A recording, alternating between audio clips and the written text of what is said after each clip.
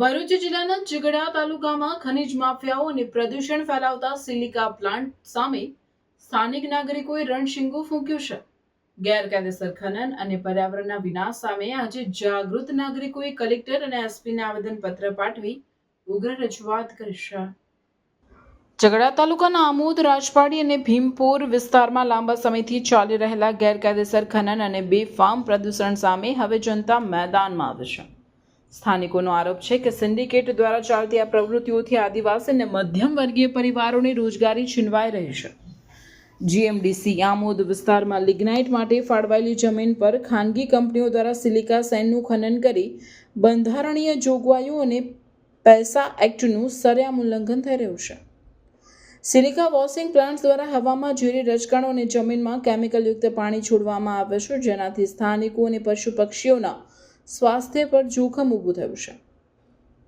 આવેદનમાં ગંભીર આક્ષેપ કરાયો છે કે જો કોઈ આ પ્રવૃત્તિ સામે અવાજ ઉઠાવે તો ખનીજ માફિયાઓ દ્વારા તેમને ગાડી ચડાવીને જાનથી મારી નાખવાની ધમકીઓ આપવામાં આવે છે અને સ્થાનિક ટ્રક માલિકોને બદલે બહારની મોટી ગાડીઓને પ્રાધાન્ય આપી સ્થાનિકોના મોંમાંથી કોળિયો છીનવવામાં આવી રહ્યો છે। સ્થાનિકોએ કલેક્ટર સમક્ષ 5 મુખ્ય માંગણીઓ મૂકી છે।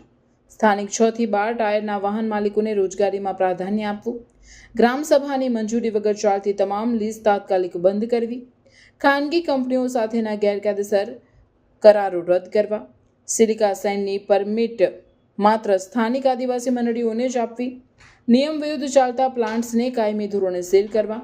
સ્થાનિકોએ ચીમકી ઉચ્ચારી છે કે જો આગામી સમયમાં આ બાબતે તંત્ર દ્વારા કોઈ નક્કર કાર્યવાહી કરવામાં નહીં આવે તો ઉગ્ર આંદોલન કરવામાં આવશે। હવે જોવાનું એ રહેશે કે તંત્ર આ ખનીજ માફિયાઓ સામે શું પગલાં ભરે છે।